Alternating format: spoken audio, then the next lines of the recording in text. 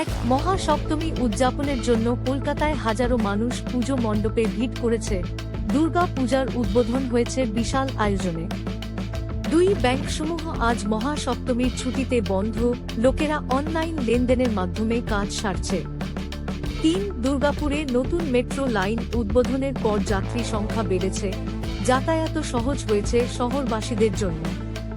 ৪ মমতা বন্দ্যোপাধ্যায় দুর্গা পূজার শুভকামনা জানিয়ে বললেন, সবাই মিলে উৎসব উদযাপন করুন, শান্তি বজায় রাখুন। ৫ হাওড়ায় নবান্ন অভিযানের প্রতিবাদে পুলিশের সাথে সংঘর্ষ, কয়েকজন আহত হয়েছে, বিজেপি নেতারা অভিযোগ করলেন। ৬ আরজি কর মামলার ১ বছর পূর্তিতে ডাক্তাররা রাস্তায় নেমে প্রতিবাদ করেছে, ন্যায়ের দাবিতে ধর্মঘট ঘোষণা করল। ৭ ওড়িশা থেকে ফিরে আসা শ্রমিকদের জন্য শ্রমশ্রী স্কিম চালু, মাসিক নগদ সাহায্য দেওয়া হবে হয়রানির শিকারদের। ৮ দুর্গাপুরের কাছে বন্যপ্রাণী করিডর ম্যাপিং সফল, ধেডু করিডর সংরক্ষণে নতুন পদক্ষেপ নেওয়া হয়েছে। ৯ ডব্লিউবিজেডি সরকারি কর্মীদের হরকেলে বাড়ি, নতুন নিয়োগকর্তাদের চিঠি পাঠানো শুরু হয়েছে আজ থেকে। ১০ কলকাতায় দুর্গা পূজার প্রস্তুতিতে ট্রাফিক জ্যাম বেড়েছে, পুলিশ বিশেষ ব্যবস্থা নিয়েছে যাতায়াত নিয়ন্ত্রণে। ১১ সুন্দরবনে রজ্জাল বেঙ্গল টাইগারের সংখ্যা বাড়ার খবর, সংরক্ষণ প্রকল্পে সাফল্য মিলেছে বন বিভাগের।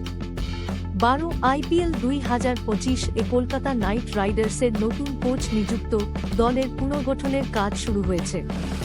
১৩ উত্তর ২৪ পরগনায় বন্যায় কয়েকশো পরিবার বাস্তুহারা, সরকার ত্রাণ বিতরণ করছে দ্রুত। ১৪ বাঙালি নববর্ষ উদযাপনের প্রস্তুতি, পহেলা বৈশাখের জন্য সাংস্কৃতিক অনুষ্ঠানের আয়োজন চলছে। ১৫ কলকাতা বিশ্ববিদ্যালয়ে নতুন কোর্স চালু, আইটি এবং এআই এর উপর ফোকাস করে ছাত্ররা উৎসাহিত। ১৬ দক্ষিণ ২৪ পরগনায় জলস্থিত গ্রামে সেচ প্রকল্প শুরু, কৃষকরা স্বস্তির নিঃশ্বাস ফেললেন। ১৭ বিজেপি নেতা সুপ্রিয় ঝা দুর্গা পূজায় রাজনৈতিক বক্তব্য দিয়ে তৃণমূলকে সমালোচনা করলেন। ১৮ মুর্শিদাবাদে ঐতিহাসিক দুর্গা পূজা, ঐতিহ্যবাহী মূর্তি প্রতিষ্ঠায় হাজারো দর্শক উপস্থিত। ১৯ শিলিগুড়িতে চা বাগানের শ্রমিকরা মজুরি বাড়ানোর দাবিতে ধর্মঘট করেছে, আলোচনা চলছে।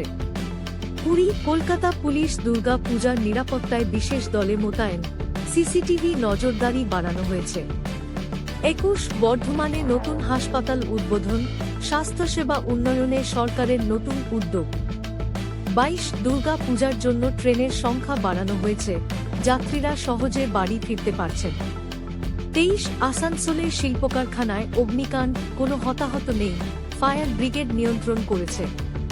২৪ রবীন্দ্র জয়ন্তীর প্রস্তুতি শুরু, সাংস্কৃতিক অনুষ্ঠানে কবিতা পাঠের আয়োজন হবে।